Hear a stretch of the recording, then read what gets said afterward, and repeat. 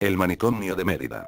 En la ciudad de Caracas, Venezuela, vivía hace un tiempo un joven periodista, el cual trabajaba haciendo reportajes para un periódico. El joven llamado Carlos, de 32 años, tenía una familia muy unida, una esposa y su única hija de 7 años de edad. Carlos estaba cansado porque su jefe siempre le mandaba a que hiciera reportajes aburridos y sin ningún tipo de acción.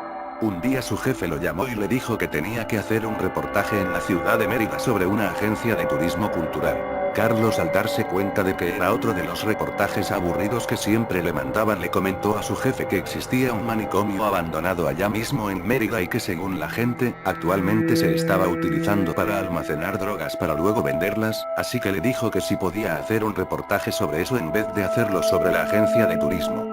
El jefe se quedó pensándolo un instante y accedió a que Carlos fuera a Mérida e hiciera el reportaje del manicomio.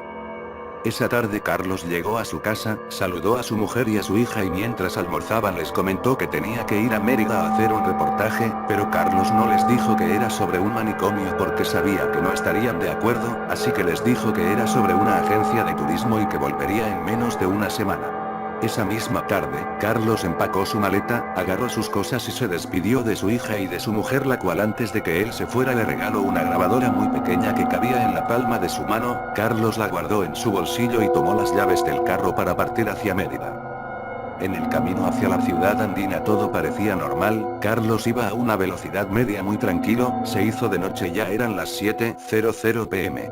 Y Carlos ya iba a llegar a hospedarse para a la mañana siguiente ir a investigar. Lamentablemente, antes de que Carlos llegara al hotel tenía que pasar por el manicomio, ya que era la única vía para llegar hasta el lugar de hospedaje. Así ocurrió, mientras pasaba por el frente del manicomio su auto tuvo una falla y se apagó. Él vio que no había nadie a su alrededor porque era de noche, se percató de que no venía ningún carro y se bajó de su auto a ver qué sucedía. Él abrió la parte de adelante del automóvil donde se encuentra el motor y las otras máquinas del auto para revisar si había alguna falla. Al hacer esto, de la nada apreció un autobús que se dirigía frente a él a mucha velocidad. Carlos no encontraba qué hacer, así que decidió ir adentro del auto a tocar corneta. Así lo hizo, entró al auto e intentó tocar corneta, pero el autobús no se detenía. Carlos hizo cambio de luces, pero no había forma de que se detuviera. Lo único que Carlos pudo ver es que el autobús al parecer se conducía solo. Después de esto, Carlos vio una luz blanca y despertó a la mañana siguiente tirado en la acera frente al manicomio. Se levantó y decidió tocar a ver si había alguien y de una vez poder investigar algo. Al tocar salió una doctora y lo invitó a pasar. Él accedió y entró a conversar con ella. Le preguntó si ella sabía algo sobre si en ese manicomio guardaban drogas y ella respondió que no. Seguido de esto, Carlos le comentó que no tenía dónde pasar la noche y la doctora le dijo que podía quedarse allí ya que tenían un cuarto vacío. Como no tenía otra opción, aceptó. En la noche le tocó dormir en un cuarto junto con otro señor de mayor edad, el cual le decía que se fuera, que no se quedara. Carlos no entendía el porqué de esto, así que no le prestó atención. Al intentar dormir él escuchó muchos gritos de torturas, pero al final pudo descansar. A la mañana siguiente Carlos se disponía a irse y cuando quiso hacerlo la doctora le dijo que se podía quedar más tiempo y así conversaban más. Llegó la noche y Carlos aún estaba allí. Mientras todos dormían intentó salir y no pudo porque la puerta estaba cerrada, así que volvió a pasar la noche allí. En la mañana del otro día pudo observar a los locos corriendo y algunos subían al techo y se suicidaban y él notaba de que nadie hacía nada por detenerlos. Desde ese momento se dio cuenta de que algo andaba mal.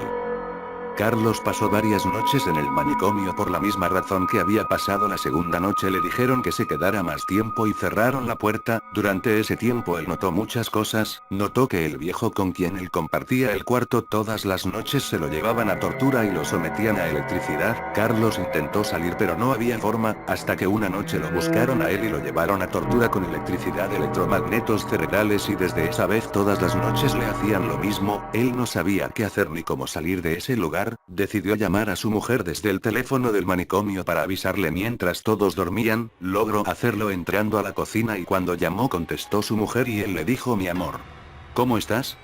Soy Carlos, tu esposo. Estoy en Mérida pero aquí suceden cosas muy extrañas y yo quiero regresar y no puedo hacerlo, necesito ayuda. Estoy en el manicomio abandonado. La mujer le contestó: señor, deje de bromear. Mi esposo murió hace 2 semanas. Carlos se quedó mudo por un segundo y en ese momento llegó la doctora y él tuvo que trancar. Allí fue cuando la doctora le dijo que nunca podría salir de allí, que él estaba muerto y que ese era un manicomio de torturas para los que ya habían fallecido. Desde ese momento nadie nunca más volvió a saber más de Carlos y nadie se atrevió a ir a ese manicomio a investigar nada. Se dice que todo el que pasa por el frente a ese lugar de noche escucha gritos de dolor y lamentos.